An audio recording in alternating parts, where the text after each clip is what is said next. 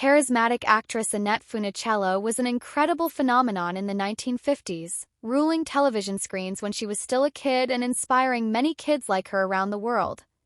She was perhaps most popular for her association with Disney and being a part of the original Mickey Mouse Club, via The Guardian. She was an entertainer through and spent a major part of her life playing several roles for the silver screen and performing for the masses. As a singer and a strong performer, Funicello was often portrayed as the good girl in cinema, via the New York Times, and became an important part of the imagery and visuals from the 1960s onwards. She was also known for her heartbreaking battle with multiple sclerosis, which she spoke openly about publicly and felt strongly about. Funicello had an eventful life, yet there are many things her fans may not know about her. For example, she had a close relationship with Walt Disney and considered him her father. She was extremely shy, especially as a child, and she couldn't help but be shy. Also, she was such a huge star and so popular among other children that she literally managed to get merchandise like dolls and comic books named after her. In this video, we go into more detail about her life, from her early career to her time as a beach star and the ups and downs she faced during her life. Annette Funicello started performing early. Annette Funicello got an early start, as illustrated by The Guardian. She was only 12 years old when she was offered a chance to be a part of Disney's children's TV show, The Mickey Mouse Club. In fact, she was chosen by Walt Disney himself out of 200 kids at the audition. Born in Utica, New York, Funicello moved with her family to California before she became a part of the iconic show in 1955. Before being selected for the show, she took ballet dance classes, which she joined to deal with her shyness. Funicello became a huge part of the show, dancing and singing as she donned the traditional Mickey Mouse ears for her sketches.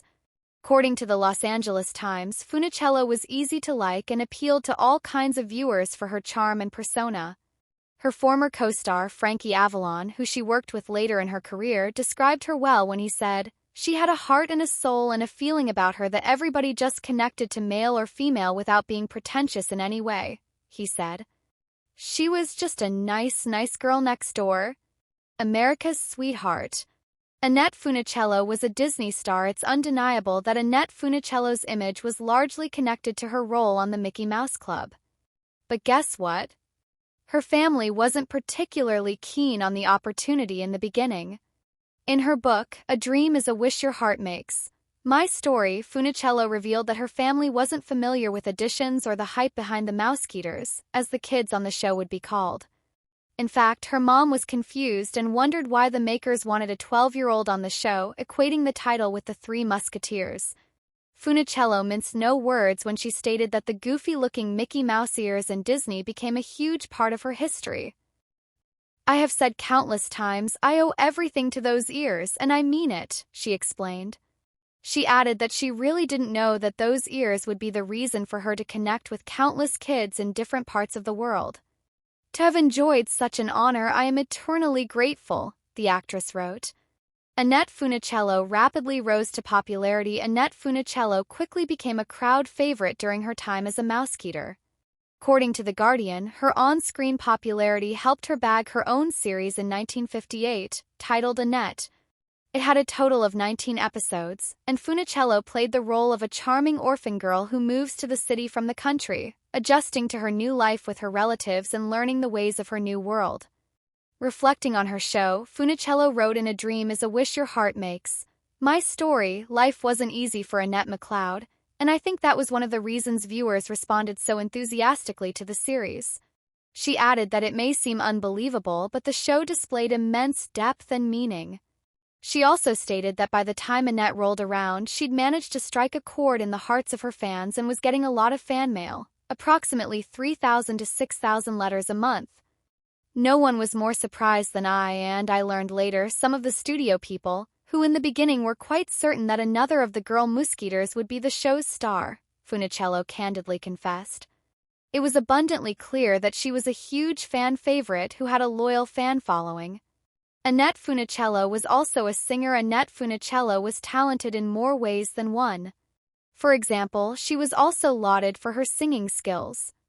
As illustrated by The Guardian, she sang a song for one of Annette's episodes called How Will I Know My Love? and delivered many popular singles such as Tall Paul, Train of Love, Oh Dio Mio, and It's Really Love.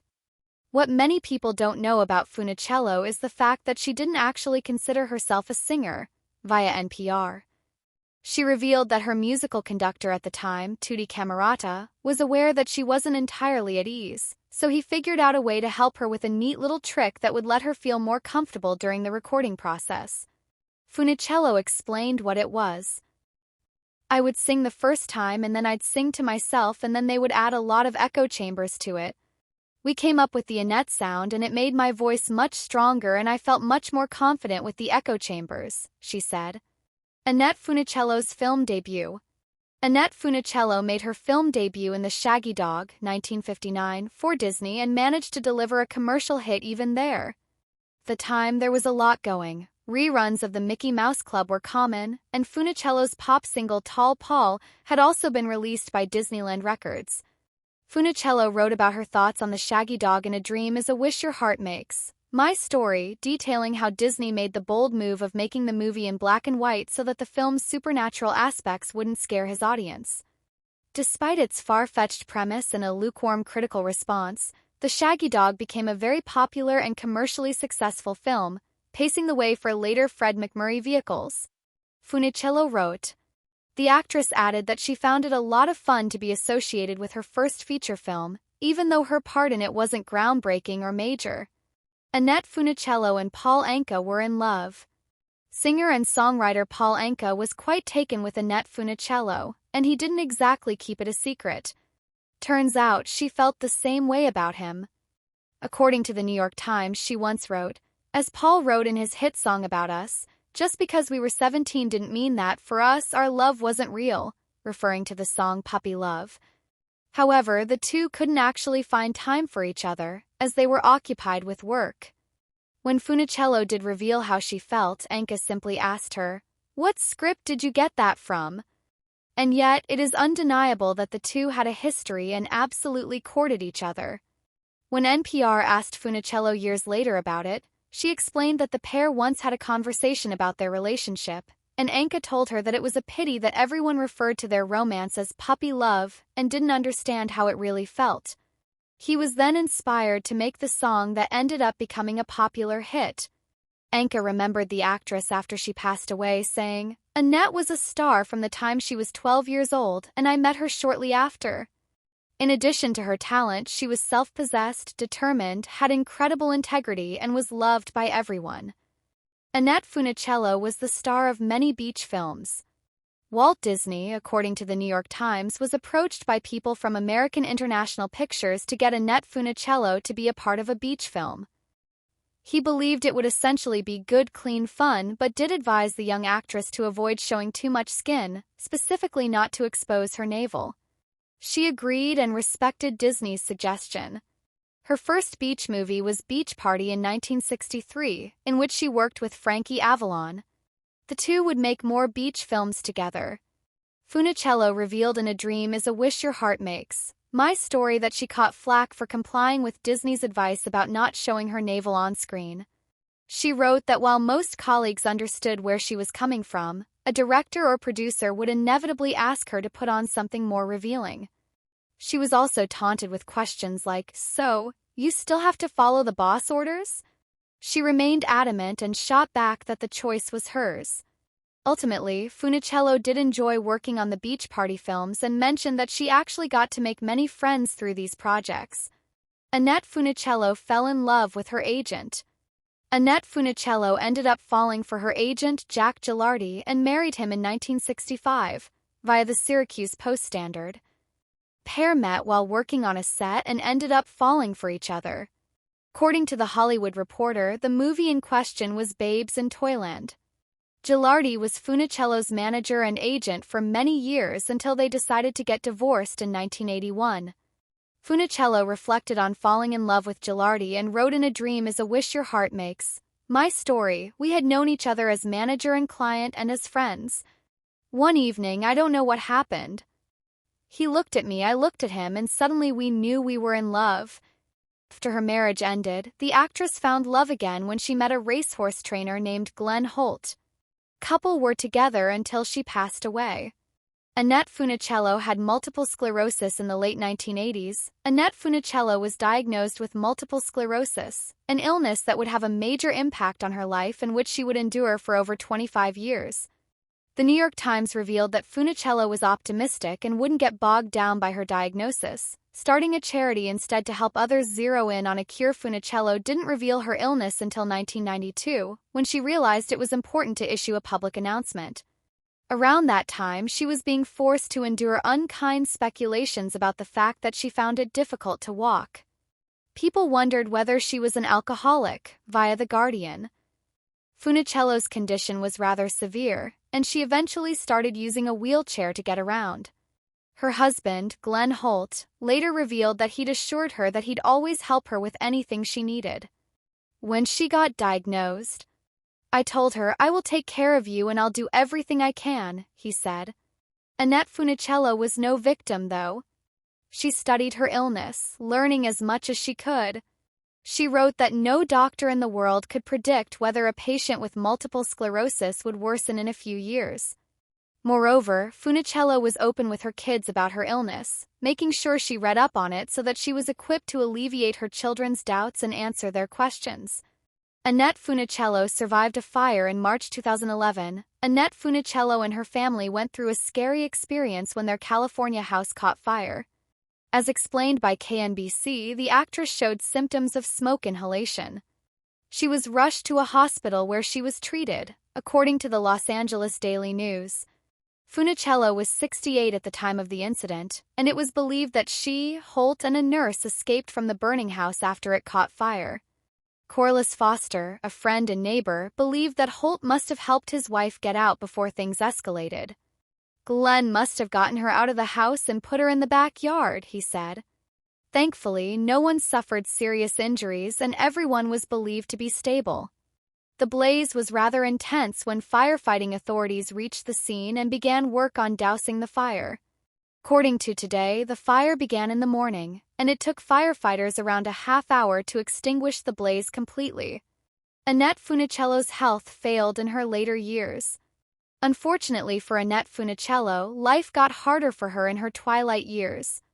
Her illness worsened, and her symptoms became more intense. She needed full-time help to get by, and it was difficult for her to manage her daily activities alone, via CTV News. She was fed through a tube and had to be taken care of 24/7. Funicello and her husband were optimists. Glenn Holt always believed that he'd see his wife get better one day, and also fought to get her access to experimental treatment options to reduce the severity of her symptoms.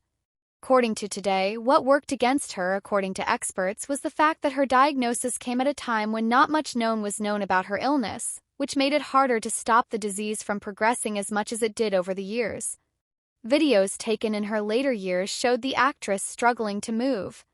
It is believed that her cognitive functions probably remained unaffected, even as she fought to move and express herself. She couldn't really speak. Dr. Rock Heyman, director of the Pittsburgh Institute for MS Care and Research at the University of Pittsburgh Medical Center, stated that he'd witnessed many patients with the illness remain intellectually unaffected. "I have seen patients who are unable to move their arms or legs Annette that are Funicello still left behind active, a rich legacy." When Annette Funicello passed away in April 2013 at the age of 70, her death was mourned by many across the world who remembered her for the unique person she was. Her devastated children released a statement, remembering the legendary actress, via CNN. "We are so sorry to lose Mother," they said. "She is no longer suffering anymore and is now dancing in heaven. We love and will miss her terribly." Disney's chairman, Bob Iger, also paid a tribute to the actress and said that she'll forever be a huge part of the Disney family. He added that Funicello will always be celebrated as one of Disney's most talented stars, one who managed to inspire a whole generation with her talent and unique personality. Iger called Annette a beautiful person and added that she confronted her physical challenges with grace and dignity. Frankie Avalon also remembered his former co-star and said that the country had lost one of its sweethearts and that he felt lucky to have been friends with the actress and work with her on so many projects. "She will live on forever. I will miss her and the world will miss her," Avalon said in a moving statement.